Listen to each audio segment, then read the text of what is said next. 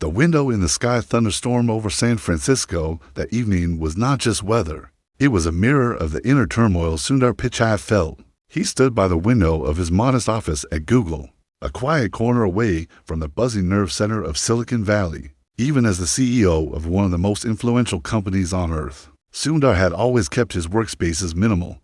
No golden plaques, no diamond-studded pens, just a framed photo of his mother in Chennai and a child's crayon sketch of a rocket, labeled Google Mars, gifted by a school in Nairobi. He pressed his hand against the cold glass, watching the downpour. Something was off.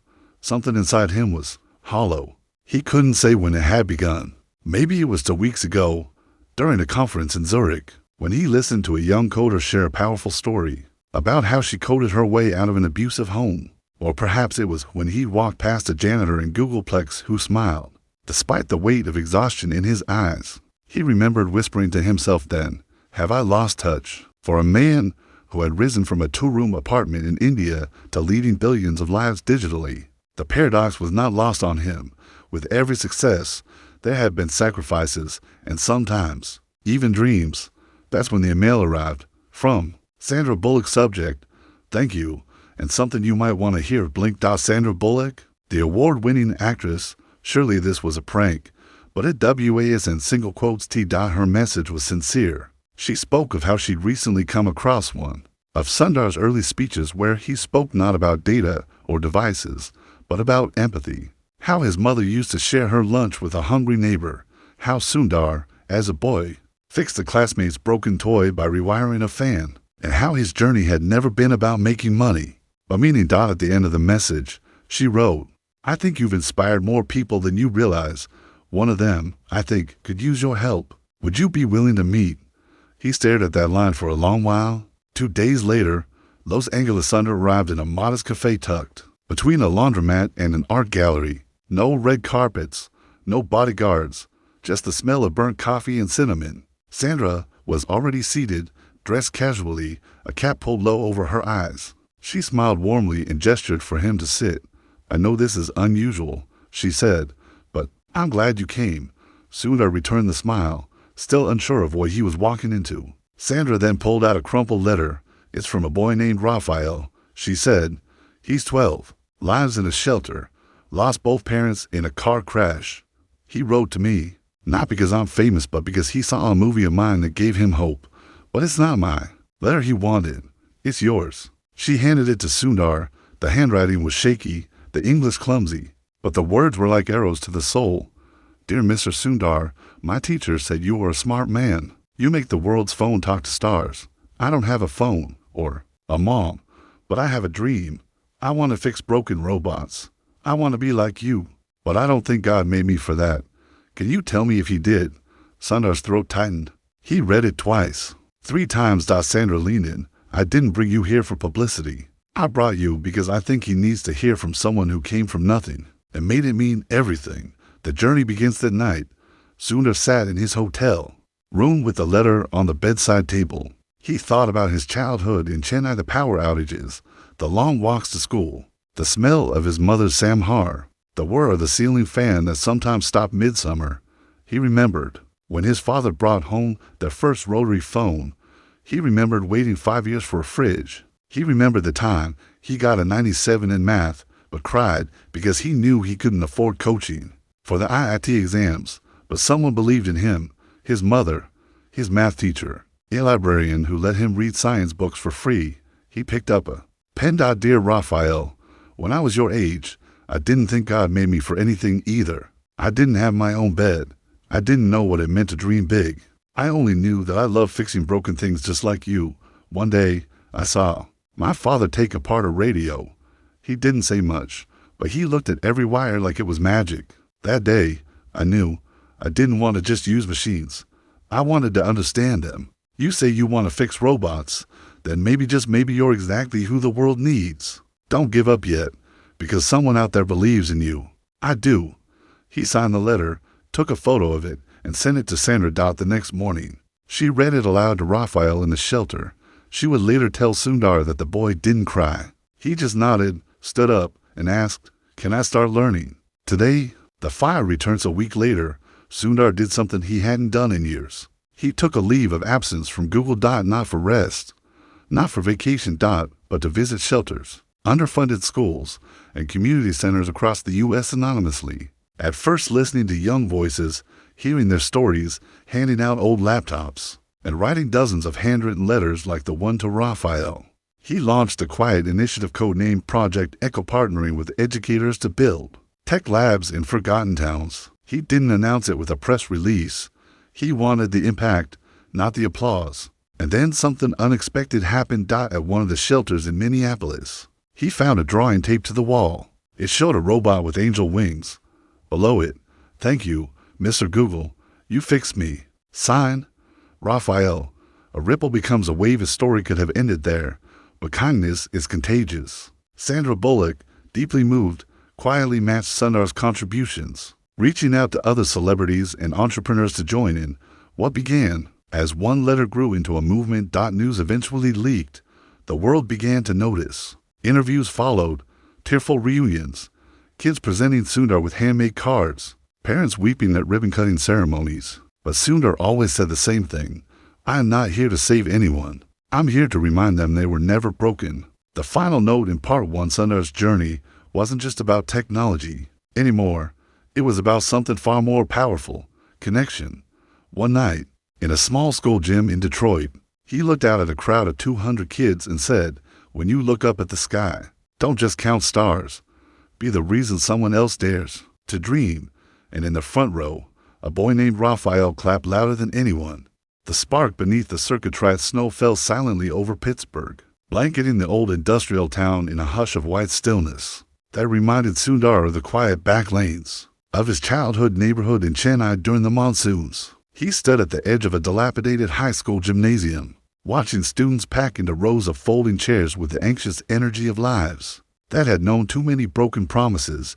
It had been 3 months since he had left his executive desk in Silicon Valley to walk a road that few CEOs ever dared to tread. And yet, for the first time in years, he felt more clarity than he ever had sitting in corner offices or conference calls.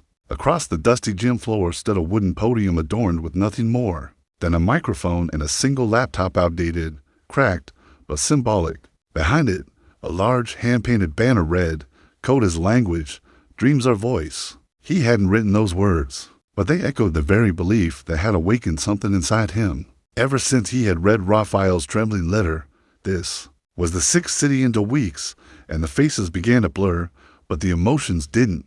Every child Sundar had met carried a different story. Some who had fled war-torn regions, with only memories stitched into their backpacks. Others who had survived foster systems, homelessness, and substance-ravaged homes. What connected them wasn't their tragedy, but their tireless desire to learn, to build, to believe that their lives could somehow matter, not just to the world, but to themselves. Before his talk began, he took a long breath, looking at the laptop in his hand. It was Raphael's. The boy had sent it to him just a week earlier. Attached was a note: "I fixed this. It's slow, but it works now. Give it to someone who needs it more than me." Sundar had held onto it since, as if the spirit of that small act could travel from one broken life to another and inspire healing. He wasn't here just to speak. He was here to deliver a message not just of hope, but of urgency. As he began his talk, the gym grew quiet.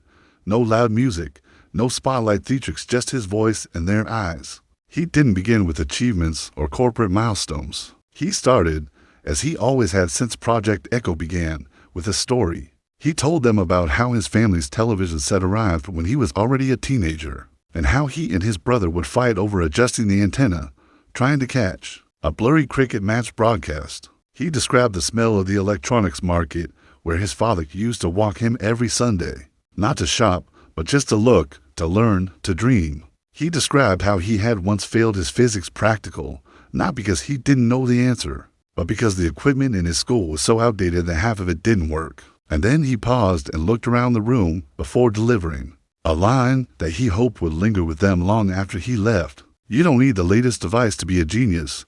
You need belief, and belief isn't bought. It's built." A murmur swept the crowd, teenagers nodding, some leaning forward, others still skeptical, but intrigued. That was all he needed, one spark. Because what he had learned through this journey was that change never starts with everyone. It starts with someone, just one, then another, then another. After his speech, instead of leaving backstage to a waiting car, Sundar sat cross-legged on the floor in the middle of a circle of students who had lined up with questions. It wasn't formal, it wasn't planned, but it was powerful. One girl, Liana, who had been silent during the entire event, asked in a trembling voice, "Why would someone like you care about someone like me?" The room was still. Sundar smiled, not the corporate kind, but the kind that comes from somewhere deep, where vulnerability lives. He replied, "Because I am someone like you. The world may not see it, but I do. I've lived it. I've felt the hunger of both stomach and soul. And if you were me and I were you, wouldn't you have done the same?" Her eyes welled up. She didn't speak again, but she didn't need to. Later that night, Sundar found himself walking alone down a cold alley beside the shelter, where he'd chosen to sleep that night, his way of keeping himself grounded. The shelter director, a gray and former software engineer named Harold, joined him. They spoke little, but Harold, after some time, asked, "What makes you keep doing this? You've already proven everything to the world." Sundar didn't answer. Immediately, he looked up at the sky, now clear, with stars peeking out from behind retreating clouds. Then he said, "Because somewhere, right now, a child is giving up, and I can't live with the idea that I have the means to change that and didn't." That single sentence, as quiet as it was, became the unofficial motto of Project Echo. In the following weeks, something remarkable unfolded. Teachers from neglected public schools began emailing him directly, not just with stories of need, but with stories of resilience. One teacher from New Orleans shared how her students were coding video games in their lunch breaks, using nothing more than a borrowed Chromebook. Another, from Flint, Michigan, described how a group of fifth graders had built a water filtration sensor after losing 3 classmates to lead poisoning complications. These weren't kids with privilege, they were kids with passion. Sundar realized then that the challenge wasn't intelligence, it was infrastructure. And so, with quiet resolve, he began working with retired engineers, volunteer developers, and even local plumbers and electricians to retrofit old community centers into tech-enabled learning zones. These weren't polished. There were no sleek Google logos, but there were whiteboards, batteries, code, and hope. Meanwhile, the story of Project Echo continued to ripple outward, even though Sundar had asked the press to keep it away from corporate brand coverage. It wasn't about Google. It wasn't even about him. It was about proving that the human spirit, when nurtured, can turn even the most painful chapters into powerful ones. Then came the unexpected letter that changed everything again. It was from a prison in Arizona. A boy named Mateo, age 17, currently serving time for auto theft. The letter was raw, angry, and unfinished. But what caught Sundar's attention wasn't the grammar or the anger, it was the last sentence. "If someone had told me I was good for something else, maybe I wouldn't have ended up here." That line pierced through Sundar's defenses. He thought about all the Mateos he hadn't reached in time. He thought about the distance between opportunity and consequence. And so, despite considerable resistance from internal legal teams and logistics advisors, he made a personal decision. He would visit Mateo. The warden of the juvenile facility was skeptical. "You'll get a photo op, but you won't get through to him," he said. But Sundar wasn't coming for a photo. He arrived alone, without cameras, without assistance, without any armor, but his sincerity. When he entered the room, Mateo didn't even look up. His arms were crossed, his eyes fixed on the floor. Sundar didn't speak right away. He simply pulled out an old circuit board and laid it on the table. "This was the first thing I ever fixed as a boy," he said. "I didn't know what I was doing, but I knew I wanted to understand. I heard you're good with engines. That's harder than what I did." Mateo looked up, just briefly. That was all it took. Over the next hour, to talk not about crimes or punishment, but about how machines think, about what it means to solve something complex. Mateo's face slowly shifted from hostility to curiosity. When the visit ended, he asked, "Can I keep the board?" Sundar nodded. "It's yours." A few months later, he received another letter from the facility's program director. Mateo had enrolled in a technical learning course and was now mentoring other inmates. "You didn't just change one life," the letter read. "You shifted an entire system."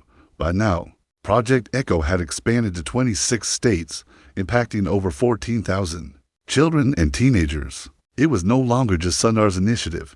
Sandra Bullock continued to support it quietly, channeling her own foundation into it, but more so, lending her time to visit girls in shelters, sharing her own lesser-known story of rejection and resilience in Hollywood. Together, the movement gained a soul, not a brand, not a name, a soul, one shaped by letters like Raphael's, by voices like Leanna's, by second chances like Mateo's. And yet, Sundar still didn't speak about it in interviews. When asked about his absence from tech panels or his reduced public visibility in corporate events, he only said, "There are more important places to be." But the world had taken notice one evening, back in San Francisco.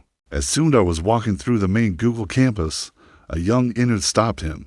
"Sir," she said shyly, "I joined Google because of your AI research, but I stayed because of Project Echo.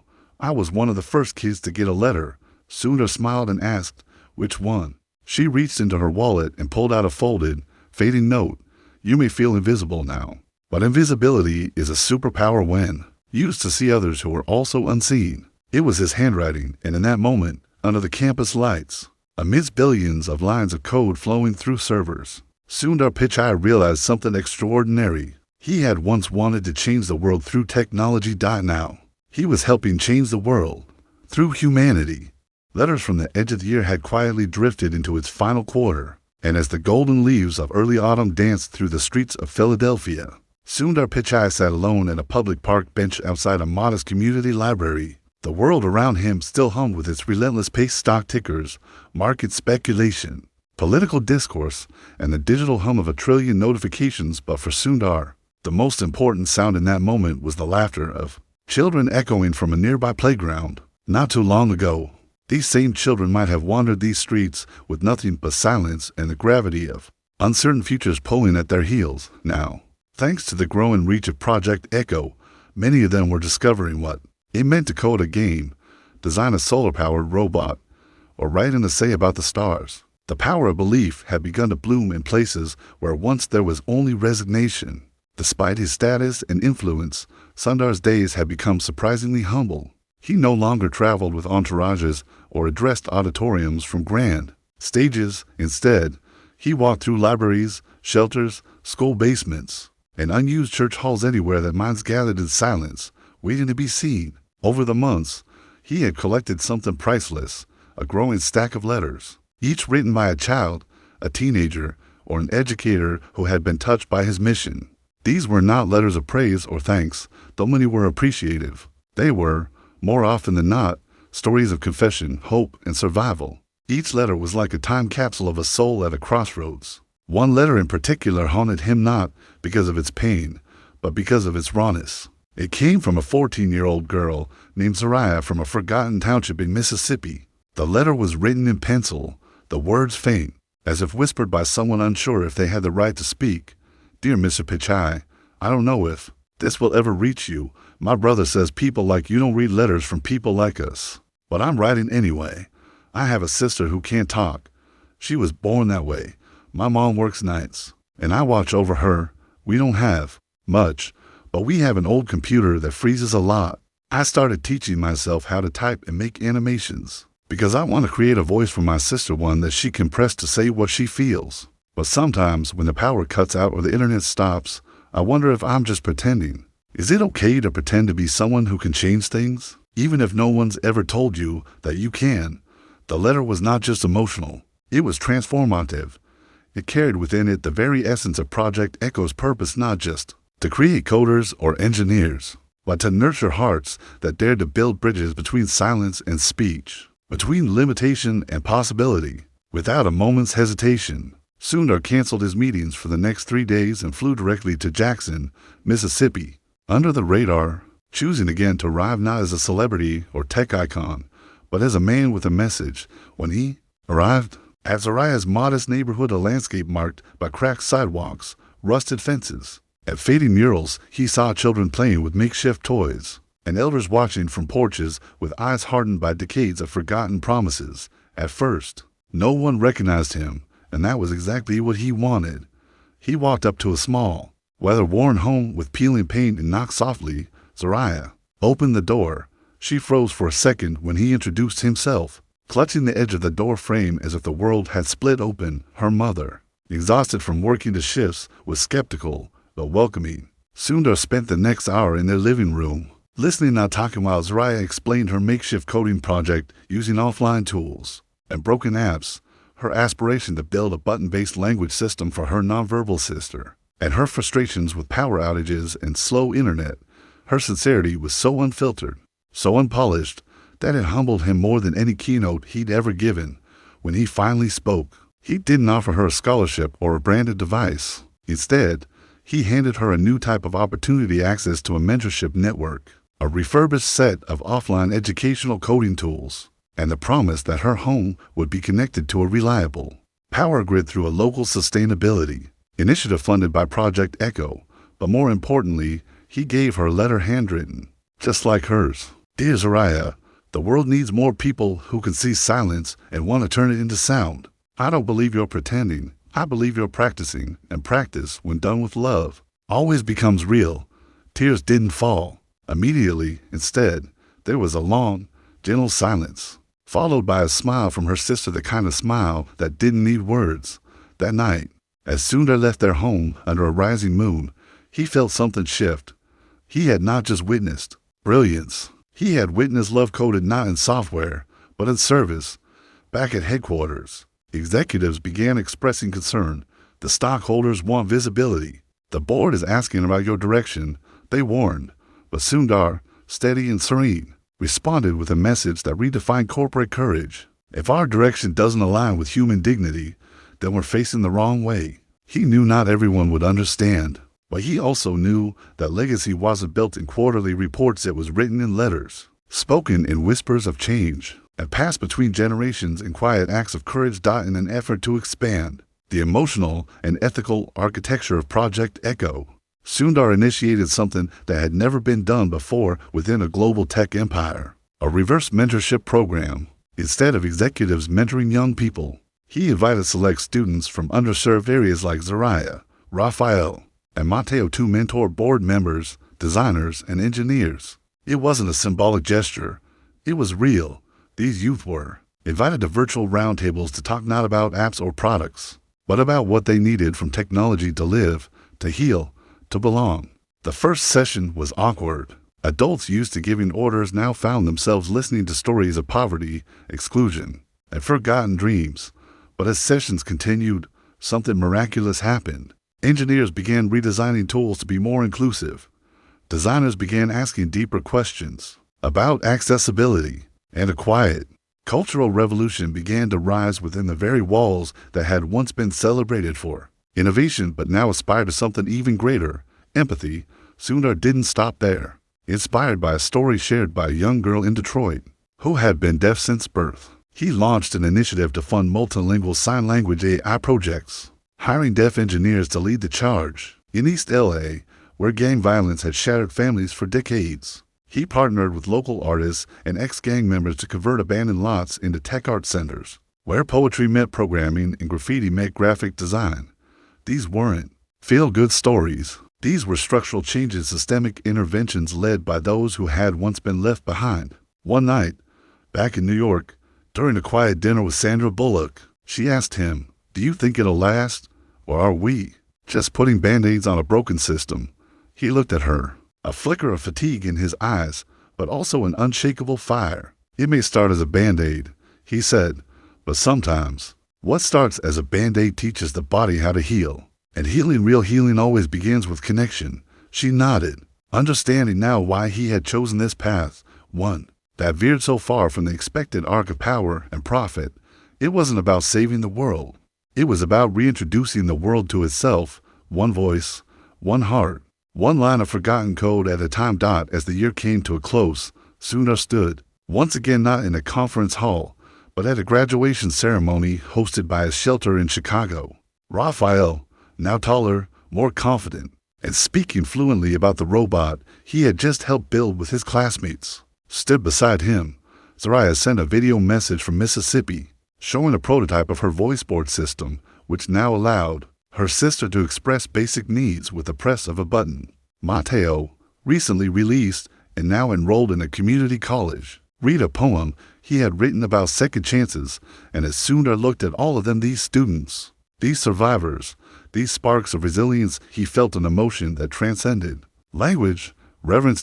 Because he now knew, more than ever, that what truly moved the world wasn't data, devices, or digital reach. It was stories. It was letters. It was lives, daring to believe that even from the edge, something beautiful could be born.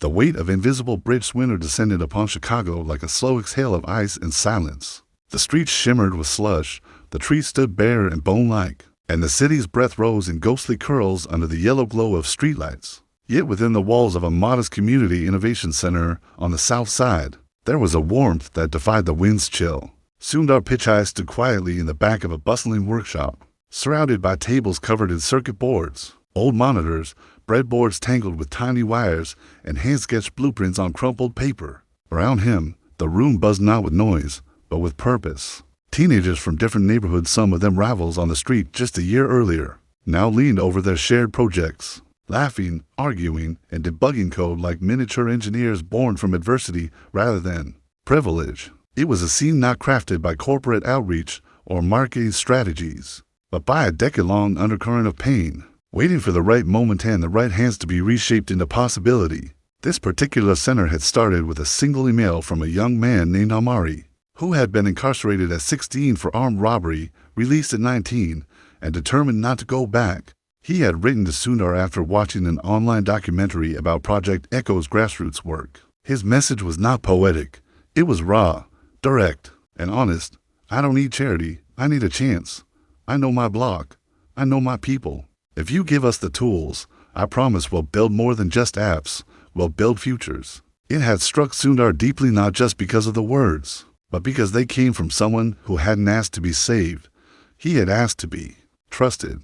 That distinction, often missed by philanthropists and politicians, had become a cornerstone of Sundar's approach. So, quietly and without media fanfare, he called Amari, not his assistant, not a spokesperson, he himself, and they talked not about technology but about survival, betrayal, community, and courage. What followed was a collaboration that would shape one of the most remarkable community hubs in the city. Sundar had provided the initial funding and logistical support, but he had insisted that Amari and his team design the space, select the staff, and set the rules. The result was a center that felt nothing like a donation project and everything like a revolution. Here, mistakes weren't punished, they were studied. Success wasn't measured in grades, it was measured in persistence. The walls were lined with both graffiti art and whiteboards. Music played during code reviews. Meditation sessions were followed by physics challenges. This was a place where street smart met book smart, and neither had to apologize for how they got there. Sundar, standing in the corner, didn't interrupt or instruct. He simply watched. That was his way now. He had become less of a commander and more of a listener, a gardener, not a general. The media still didn't fully grasp this transformation. Tech headlines focused on AI breakthroughs, on mergers and products, but somewhere beyond the metrics, something deeper was growing, a culture that understood that healing and innovation could coexist. That code could be a form of care. That leadership wasn't in volume, but in vision. Later that evening, as the workshop concluded, Amari walked over to Sundar, wiping his hands on a rag. His hoodie was stained with ink and solder, but his eyes carried clarity. You ever think, Amari said, that maybe you didn't leave Google to do this, but maybe you built Google just to get to this? Sundar smiled softly. I've thought about that a lot. Actually, they sat together in silence for a moment, watching the girls in the corner debate over whether a sensor was malfunctioning or just misconnected. The warmth of their discussion, grounded in curiosity, floated above the hum of exhausted heaters. It was in that moment that Sundar felt the pull again, that almost spiritual gravity that kept pushing him beyond his own comfort, into spaces where pain and potential lived side by side. The next week, he traveled to the Navajo Nation in northeastern Arizona, where tribal schools had long struggled with systemic neglect. His visit had been arranged quietly through a teacher named Elsie, who had reached out with a letter that was less about need and more about dignity. We don't want pity, she wrote. We want to be seen. Our children dream in code, too. They just don't always have keyboards. Sundar had never been to this part of the country before, As he drove through red desert canyons and endless sky, he felt as though he was stepping into another world, one shaped by history, endurance, and the quiet resilience of a people. The often spoken about, but rarely spoken to, the school he visited had no central heating and a computer lab consisting of 6 outdated desktops that still ran Windows 7, and yet, the children, some of them walking miles each day to attend, were not only engaged, but brilliant. One boy had built a solar panel array using soda cans and aluminum foil. A girl named Malia had written a short story coded into a visual novel engine where each dialogue choice revealed pieces of her family's oral traditions. Sundar was astonished, not just by their intelligence, but by the richness of their cultural perspective. Technology here wasn't separate from heritage, it was a continuation of it. He sat with the children for hours, asking questions, offering suggestions, and listening to their stories about land, language, and legacy. That night, Sundar sat with Elsie and a few elders around a fire outside the school. The stars above them formed constellations unknown to city eyes. One of the elders, a soft-spoken man named James, asked, "Why do you come here? Why really?" His voice was not confrontational, just curious. Sundar took a moment, choosing his words carefully. "Because I think the world has confused progress with forgetting. But I believe the future should remember." James nodded. "Then teach them not just code, but how to remember with it." Those words echoed within Sundar for weeks. Upon returning to San Francisco, he called a meeting with his newly formed Ethics and Technology Board, urging them to explore curriculum partnerships that included indigenous storytelling, historical context, and local cultural knowledge embedded within software development. He wanted children from every background to learn not just how to build, but why they build and who they build for. It wasn't enough to teach logic. They had to teach empathy as a system design principle. The ripple effects continued across the globe. Project Echo began spawning its own ecosystem. Former students turned mentors, mentors turned builders, builders turned leaders. And as Sundar continued receiving letters, thousands of them, he began curating them, not as memorabilia, but as architecture. He envisioned a global archive, a living, breathing collection of handwritten dreams and digital breakthroughs, displayed in rotating exhibitions that would travel to schools, train stations, libraries, and refugee camps. He called it the Bridge Gallery because every story was a bridge, and every bridge was a path someone might dare to cross. By now, people had stopped questioning why a CEO would walk away from the boardroom to kneel on classroom floors in distant towns. They began asking instead, what if more leaders did this? What if impact was measured in awakened minds, not earnings per share? Sundar didn't reply to these questions. He didn't need to. His life had become the answer, and yet, even as hope expanded, Sundar remained acutely aware of the fragile nature of change. Every community he visited reminded him how easy it was for progress to be reversed, for policies to shift, for funding to dry up, for belief to dissolve under the weight of bureaucracy. That's why, quietly, he began training a younger generation of leaders, not corporate successors, but emotional successors. People who understood that leadership wasn't about being at the front, but about making sure no one was left at the back. One such person was Ario, a young woman from Queens, born to immigrant parents, who had once built her first computer from e-waste found in dumpsters. She had joined Project Echo as a volunteer and quickly risen to become a regional coordinator. When asked by a journalist how she saw her role, she said, "I don't see myself as leading a tech project. I see myself as defending dreams." That sentence was later etched into the entrance of the Bridge Gallery's first exhibit in New York City. As part 4 of Sundar's journey reached its conclusion, he returned to where it had begun, not the offices of Google, but a small school in Nairobi that had once mailed him the crayon drawing of the rocket ship labeled Google Mars. This time, he brought a gift. It wasn't a device. It was a letter, not typed, not a mail, handwritten, on thick paper, folded carefully. He gave it to the principal and asked that it be read aloud to the students, to the ones who dream in places where even light hesitates to reach. You are not forgotten. You are not late. You are not less. You are the architects of bridges that the world has not yet imagined. Keep building. We are coming to walk with you. The echo of forward sun rose over the Ganges River in Varanasi with the same silent majesty it had carried for centuries, casting its amber light over the city's ancient ghats, where prayers were whispered into water, where death and rebirth lived side by side. But it wasn't spiritual ritual that had drawn Sundar Pichai back to India. It was a promise he had made long ago, not just to others, but to himself. When he first left his childhood home in Chennai, armed with little more than determination, a notebook filled with equations, and the unwavering belief of his parents, he had sworn that one day, when he had the means and the maturity, he would return not to prove himself, but to give back with quiet sincerity, far from the lights of media, and closer to the source of his own roots. He arrived in Varanasi not as a tech titan, not as a keynote speaker or honored guest, but as a son of the soil, carrying in his mind the stories of thousands whose lives had shaped the movement he now simply referred to as the work. And it was here, amid the chaos and color of one of the world's oldest cities, that Sundar found something unexpected, not just inspiration, but reflection. The project underway in Varanasi had been initiated by a group of local teachers, retired engineers, and street educators, individuals who worked among the children of weavers, vendors, and boatmen.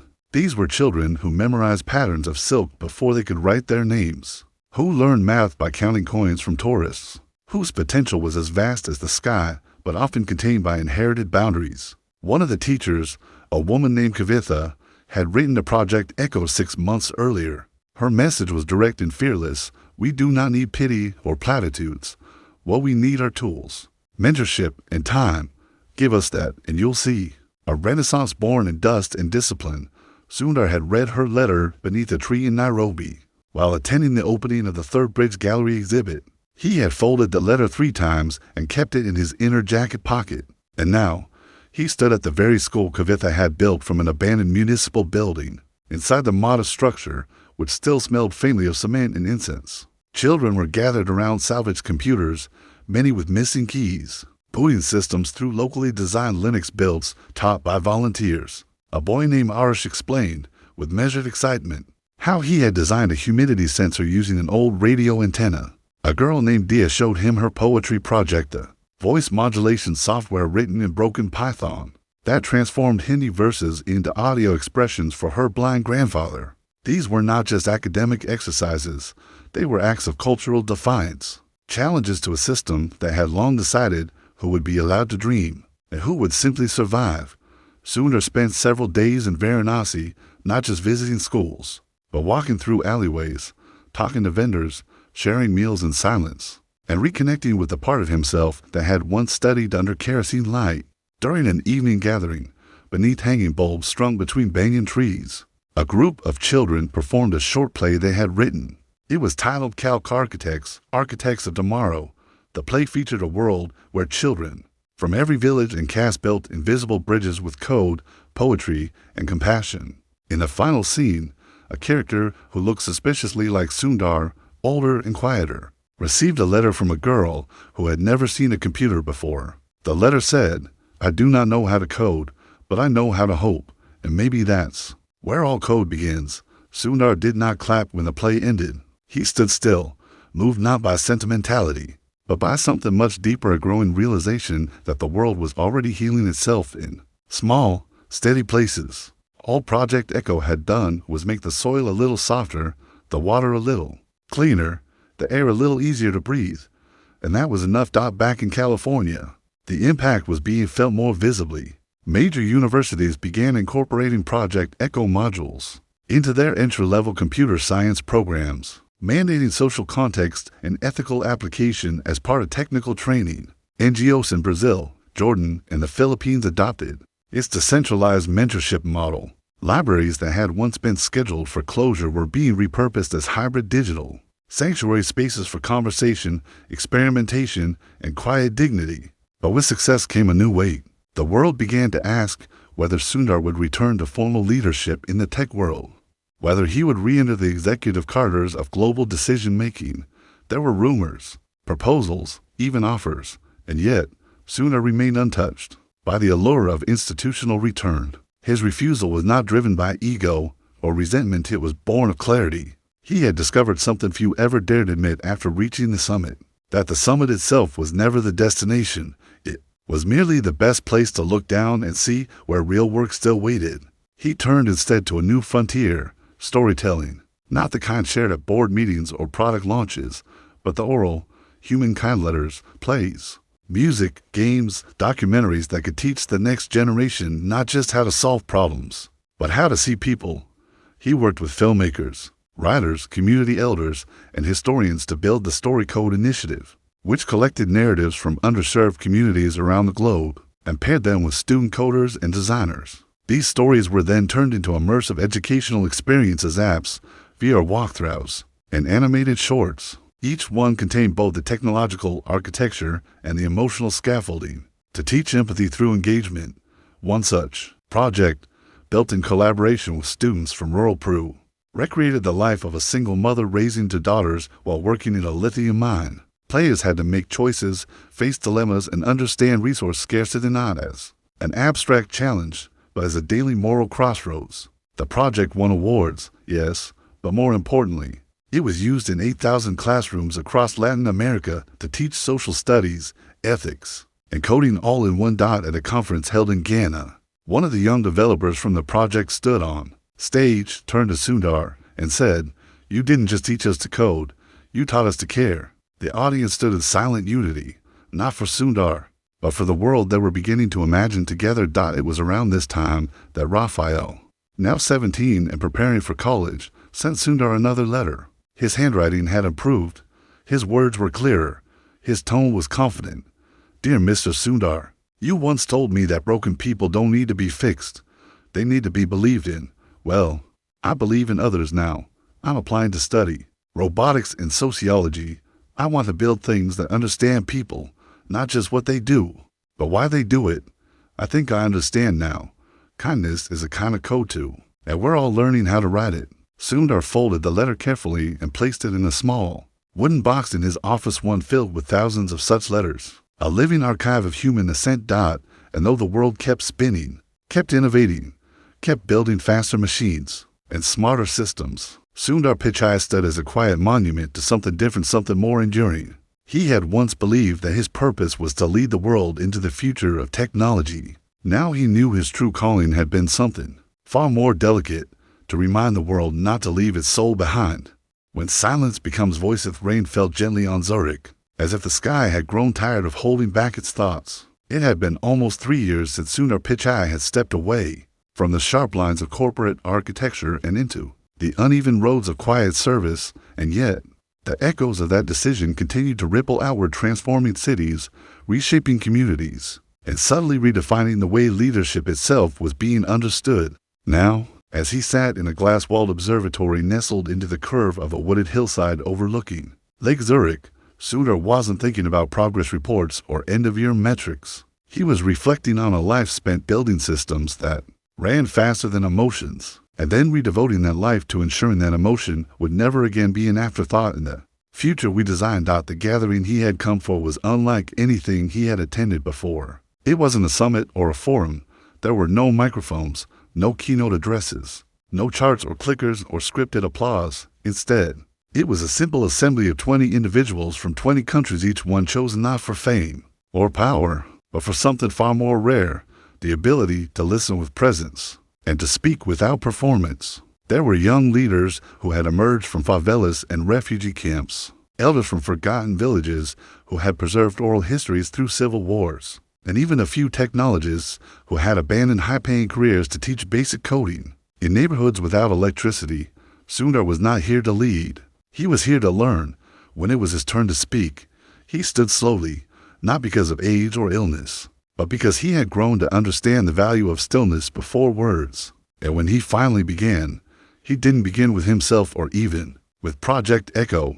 He began with a letter, one that had been delivered to him just a month before from a boy in a border town in Palestine, who had been using a power bank to operate a salvaged tablet through which he accessed Project Echo's open-source learning modules. The boy had written, "I do not know who you are, but the world you open is bigger than my window. I think kindness must be wireless. I feel it, even when nothing else is working." As Sundar read those words aloud, the room fell into a collective pause, not in awe of him, but in reverence for what human beings could still offer one another when they remembered they belonged to the same fragile story. He folded the letter and placed it back in his coat pocket, then looked out the window at the trees bending gently under the soft drizzle. "I spent most of my life," he said, believing that my work was to accelerate, to innovate, to scale.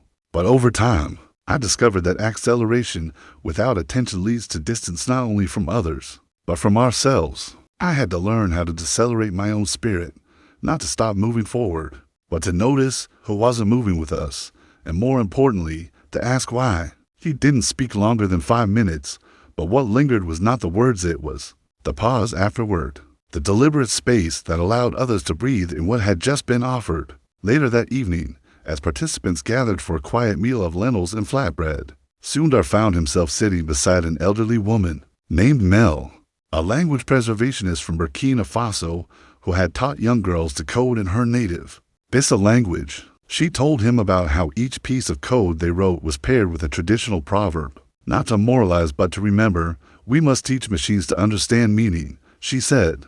But first we must teach people that their meaning matters. That night, Sundar stayed awake in his small room, the rain still ticking lightly against the window. He opened a worn leather notebook, the same one he had carried with him since his first community visit in Minneapolis, and turned to the last blank page. He didn't write a summary of the conference. He didn't list key takeaways. Instead, he wrote a single question. What does it mean to be remembered? For how you made people remember themselves. With the question left unanswered, as many of life's most essential questions are, he closed the notebook and finally let himself rest. Weeks later, back in India, Sundar returned once more to his childhood neighborhood in Chennai.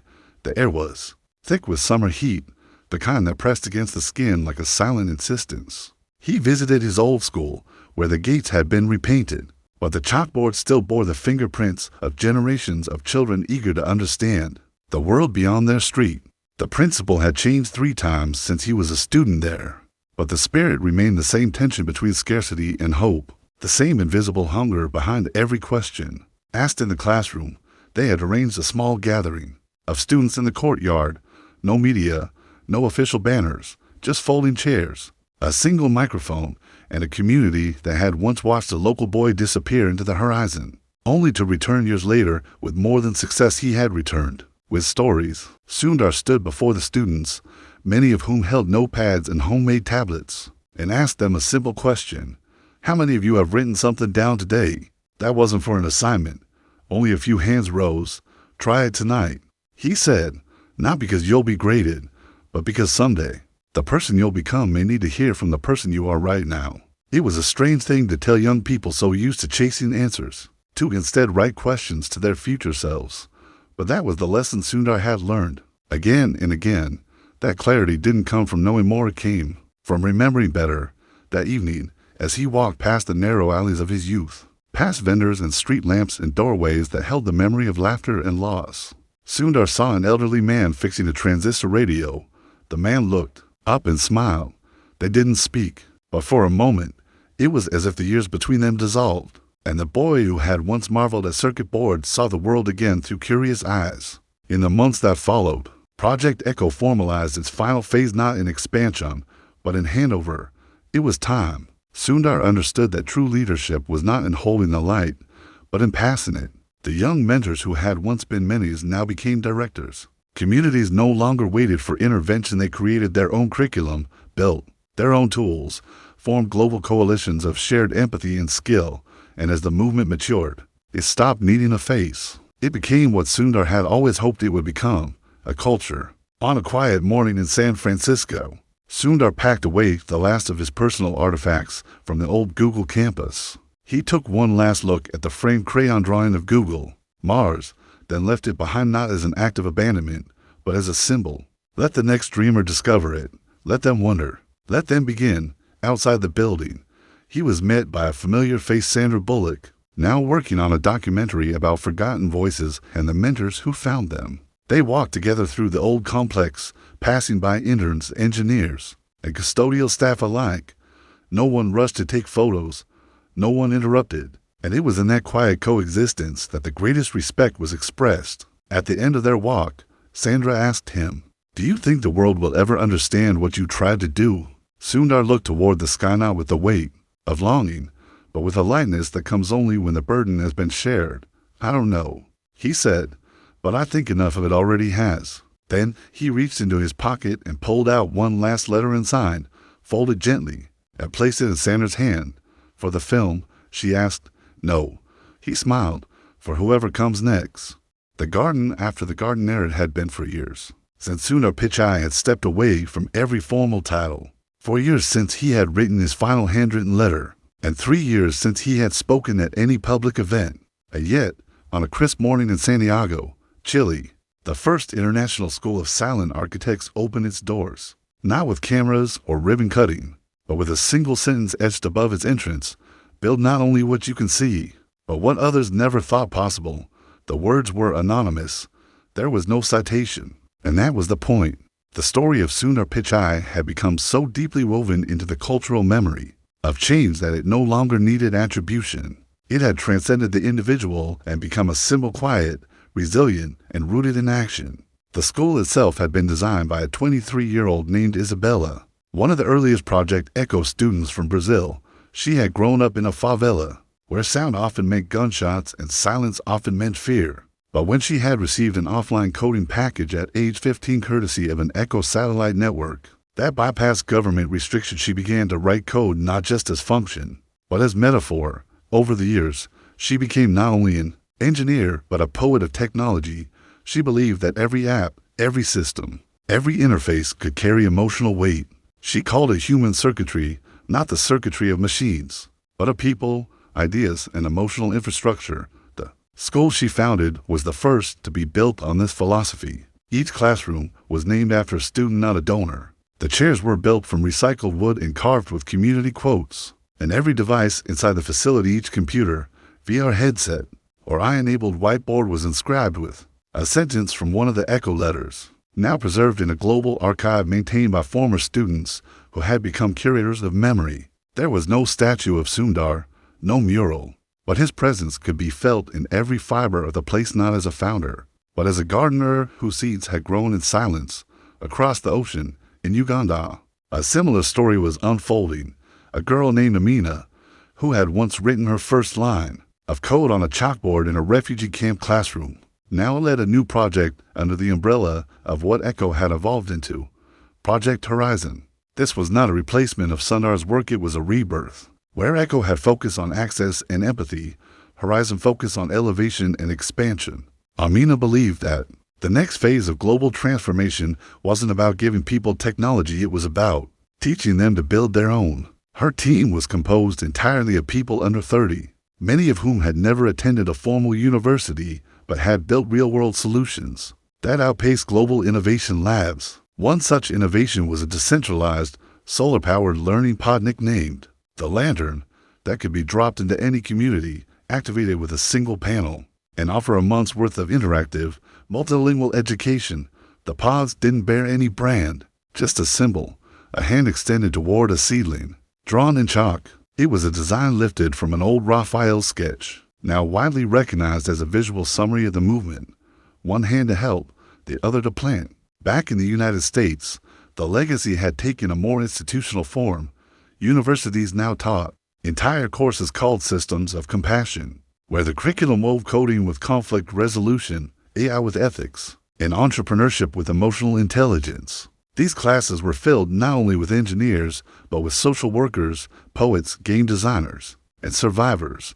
The story of Sundar Pichai's journey had become required reading not as mythology, but as methodology. His choices, his failures, his letters, they were analyzed not for their inspiration alone, but for their application in a world too often built without thought for the least seen. And yet, despite all this growth, the man himself remained almost entirely out of view.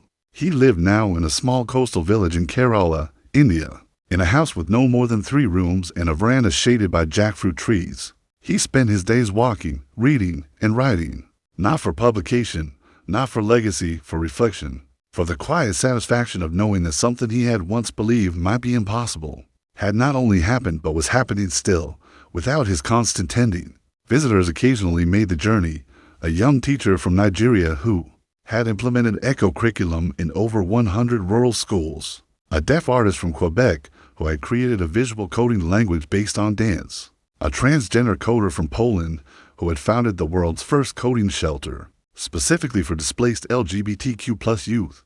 They didn't come for advice. They came for presence. To sit with the one who had once believed that technology was not the end, but the instrument, and in return, Sundar asked for only one thing, that each visitor write a letter not to him, but to someone who had helped them believe. The walls of his small study were now lined with these letters. They weren't framed or filed. They simply lived there, overlapping like leaves fallen into one another. They created no chronological order, no curation, just a living, breathing reminder that movements do not end. They echo. One afternoon, as the sun filtered gently through the lattice work above his window, Sundar received an unexpected package. It was a book, printed and bound by a student collective in Seoul. The cover was plain, no title, just a textured imprint of that same hand-sealing symbol. Inside, the pages were filled with stories, not articles, not case studies, but moments. A girl who built a mechanical limb from bicycle parts. A boy who coded an emergency communication tool in a war zone. A mother who taught herself to code at 42 and built a mobile literacy app for rural women in Guatemala. At the end of the book was a simple dedication to the one who never wanted to be remembered, but taught the world how to remember itself. Sundar closed the book slowly, not with tears, not with pride, with peace. The kind of peace that only comes when one has poured everything into others, and watched it multiply not in their name, but in their spirit. Later that year, at a small ceremony held in a restructured community center in New Orleans where Project Echo had first launched a test lab, an 18-year-old student named Jaden gave a speech at a regional showcase. He stood before an audience of fellow students and quietly said, "We talk a lot about revolution. We talk about changing the world, but no one tells you that sometimes the greatest revolution is writing someone a letter, not because you're trying to fix them, but because you want them to remember they matter." Someone once wrote one of those letters to Raphael, and Raphael changed my life, so I guess that letter reached me too. The audience stood in a still ovation, not thunderous, but full of breath, full of memory. And outside the window of that center, the sun spilled through the trees in a pattern that felt almost familiar, like the curve of handwriting, like the lines of code that once formed an invisible bridge between possibility and purpose. The story had never belonged to Sundar. It belonged to all of them. And now it was no longer just an echo. It was a language, spoken not in dominance or data, but in care.